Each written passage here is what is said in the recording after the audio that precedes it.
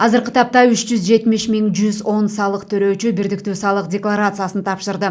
Алардын 32.812-си юридикалык жактар, 76.000ден ашыгы жеке ишкерлер, 209.000дейи жеке жактар, ошондой эле 51.742-си мамлекеттик жана муниципалдык кызматкерлер. Салык кызматы салык төлөөчүлөрдү салык декларациясын кийинкиге калтырбастан мөөнөтүнөн мурда тапшырууга чакырат. Эскерте кетсек, 1 апрелге чейин юридикалык жактар мамлекеттик жана муниципалдык кызматчылар салык декларациясын тапшырууга милдеттүү.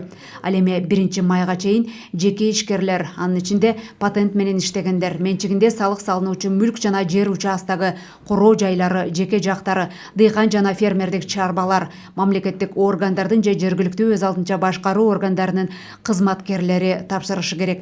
Толук маалымат жергиликтүү салык органдарынан, ошондой эле 116 номеринен, аны менен катар STI Gov.kg сайтынан алууга болот.